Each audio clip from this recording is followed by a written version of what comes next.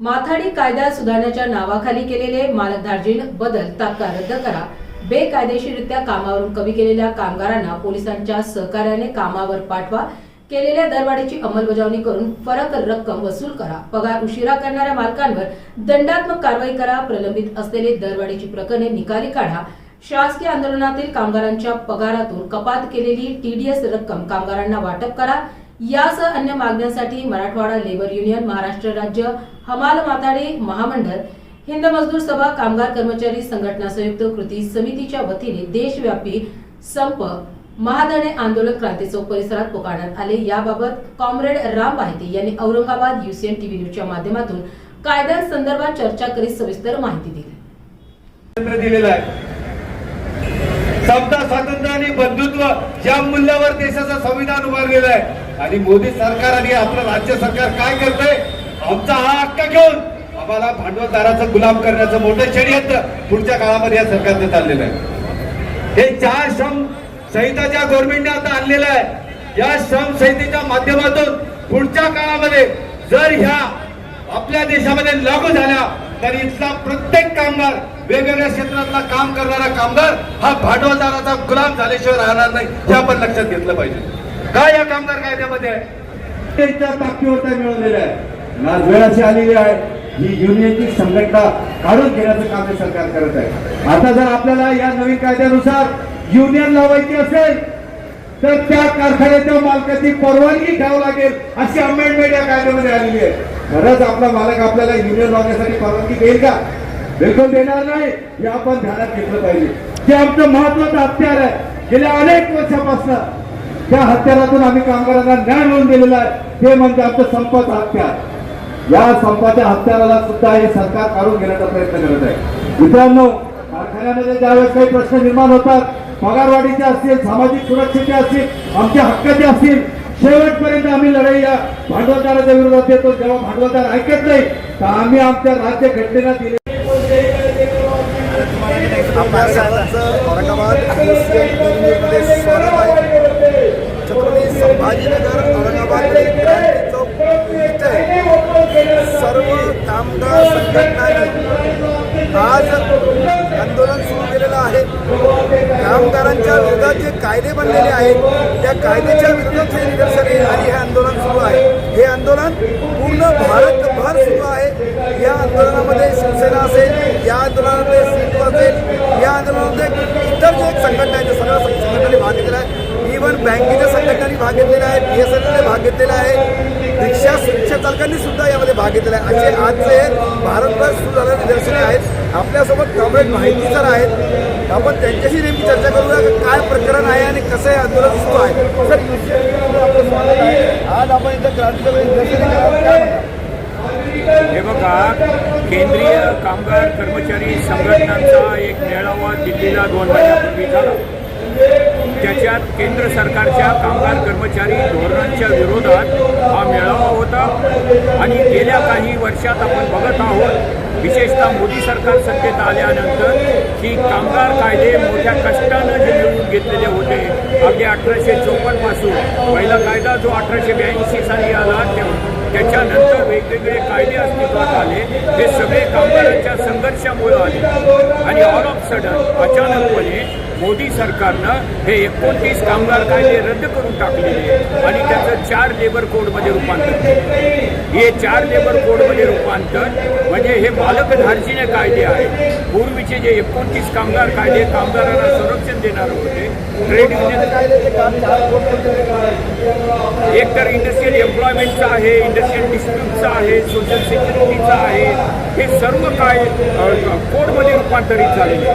पूर्वी हे वेगवेगळे इंडस्ट्रियल डिस्प्यूट्स ॲक्ट असेल 1947चा, फॅक्टरीज ॲक्ट असेल 1948चा, किंवा पेमेंट ऑफ बोनस ॲक्ट असेल, पेमेंट ऑफ वेजेस ॲक्ट असेल, मिनिमम वेजेस ॲक्ट असतील 1947-48चा, हे सर्व कायदे त्या वेळी कामगारांना न्याय देत होते, संरक्षण करत होते। त्याच्या ज्या त्रुटी होत्या त्याच्या विरोधात आम्ही बोलतच होतो, परंतु हे सर्व कायदे रद्द करून त्याचं 4 लेबर कोडमध्ये रूपांतर करणं हे अन्यायकारक आहे, हे मालकधार्जिणे आहे आणि ट्रेड युनियन बनवण्याचा हक्क जो आहे तो हिरावून घेतलेला आहे। नंबर 1 नंबर 2, हे 4 लेबर कोड स्थापन केल्यानंतरच ते थांबलेत का नाही.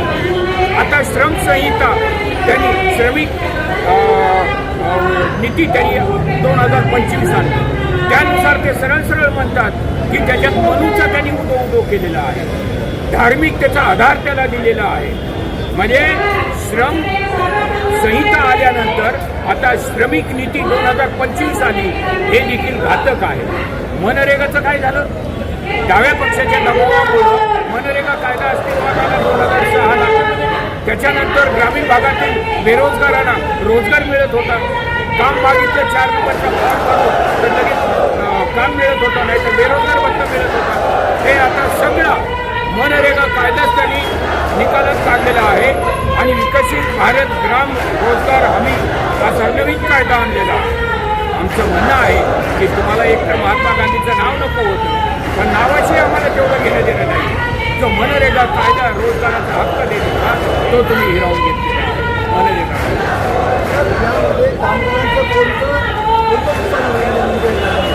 पूर्वीच्या कायद्याप्रमाणे 240 दिवस काम केलं तर कायद्याप्रमाणे तो कामगार परमनंट समजला जात होता, कायमस्वरूपी समजला जातो. परंतु नवीन कामगार संहितांमध्ये केंद्र सरकारने नेशनल एम्प्लॉयमेंट नावाचा प्रकार आणलेला आहे की ज्याच्यामुळं त्याच्या कामाच्या स्वरूपामध्ये कोणत्याही प्रकारची परमनन्सी राहिली नाही, जॉब कन्फर्मेशन राहिलेलं नाही. त्याची नोकरी कायम स्वरूपाची जी होती ती आता बुडीत निघाली. त्यामुळं मालक वर्ग पूर्णपणे कायदेशीरपणे डोक्यावर नोकरी जाण्याची गुलामगिरी ढकलला गेली. पूर्वीच्या कायद्यामध्ये जास्त कामगार असतील तर कंत्राटदाराची नोंदणी अनिवार्य होती. 50% त्याच्यामुळे कोणत्याही कंत्राटदाराची नोंदणी करणं अनिवार्य एम्प्लॉय भरताना कॉन्ट्रॅक्टवर भरताना तहसीलदार पण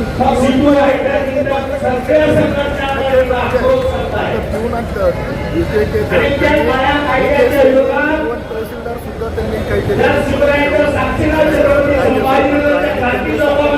आणि राज्य सरकारने ऑलरेडी अनेक क्षेत्रामध्ये कंत्राटीकरण सुरू आता ते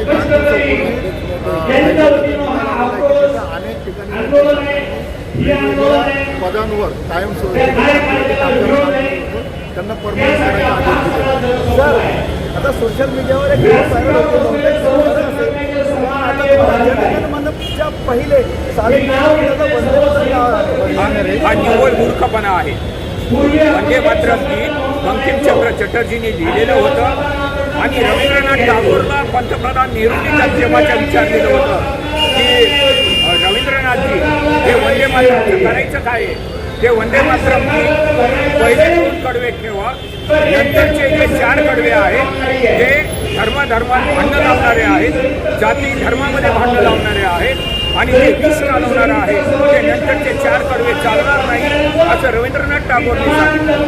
पहिले 2 कडव्याला तर आमचा विरोधच नाही.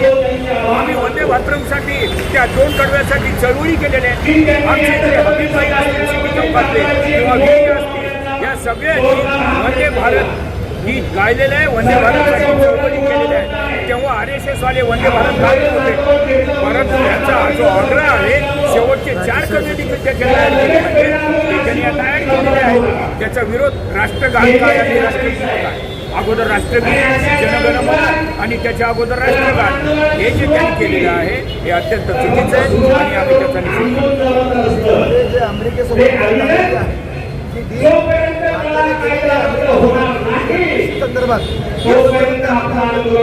आणि कृषी संबंधातला जो व्यापार करार झालेला आहे तो व्यापार करारच इथली शेती आणि शेतकऱ्यांना उद्ध्वस्त करणारा आहे.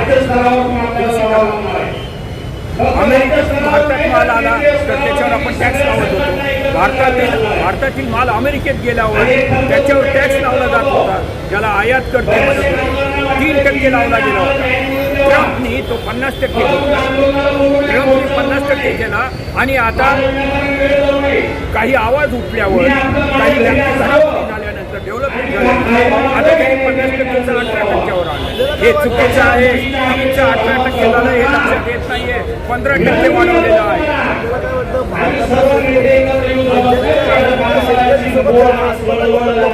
करू शकणार नाही. हे सरळ भांडवलदारांच्या शेती कंपन्याला प्रोत्साहन देणारं हे आहे. बाकी तिकडच्या ज्या वस्तू येणार आहेत त्याच्यावर आयात कर कमी आणि आपल्या ज्या वस्तू जाणार आहेत त्याच्यावर आणि या ह्याच्यात भारतीय शेतकरी कॉम्पिट शेतकऱ्यांचा प्रश्न शेतकऱ्यांच्यावर जगतील. शेतमजुरासाठी केंद्रीय कायदा करा असं आम्ही गेल्या 50 वर्षापासून अद्यापही शेतमजुरासाठी केंद्रीय कायदा झालेला नाही.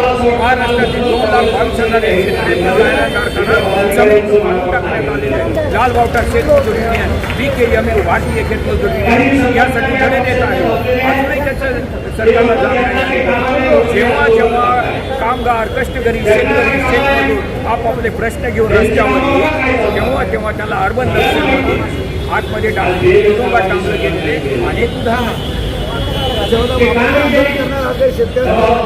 निश्चितपणे आज संयुक्त किसान मोर्चा आणि त्याच्याशी संलग्न असलेल्या 500 शेतकरी संघटना आजच्या या देशव्यापी संपात सहभागी आहेत. औरंगाबाद इथं देखील किसान सभेचे कार्यकर्ते आलेले आहेत. जनरलची पुस्तक आहे ते पुस्तक राहून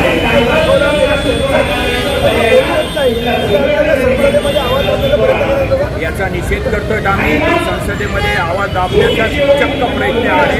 पेंग्विन बुक मध्ये म्हणतात की ते प्रकाशित झालेलं नाही, परंतु नरवणे मागच पोस्ट टाकली आणि त्याच्यातला बराच भाग कारवा या मासिकामध्ये आलेला आहे.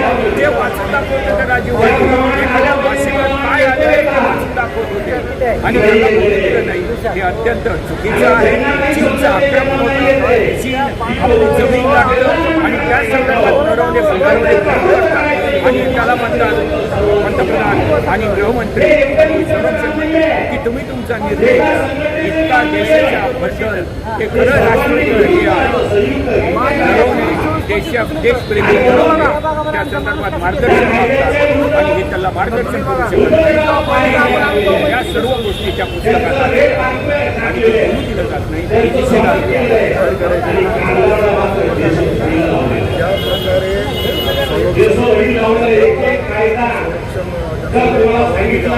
जे प्रोटोकॉल्स परवानगी माहिती पण सरकारचा एवढा कमी संरक्षण मंत्री आणि पंतप्रधान त्यांना सूचना देऊ शकतात. ही गोष्ट राहुल गांधींनी संसदेत उघड केली आणि ती बाहेर त्याला द्यायला उत्तर नव्हतं म्हणून त्यांनी काँग्रेस खासदारांचं कारण पुढं करून संसदेत आले नाही. इतका भेकडपणा 70 वर्षांपेक्षा कोणत्याही पंतप्रधानांनी दाखवला आहे. कारण पूर्ण संसदेला सैन्याचं संरक्षण आहे, आतमध्ये पण मार्शल साहेब असं असताना यांना परंतु यांना याला उत्तर द्यायचं नव्हतं, देऊ शकत नव्हते म्हणून असं भेकडपणा हे होते कामगार जमा झाले. सगळ्यांनी आपलं मत माहिती सरांनी पण आपलं मत इथं मांडलेलं आहे. येणारा जो काळ आहे नक्कीच सगळ्या संघटना आंदोलन करतील. आपण ते बघूया. मात्र आपण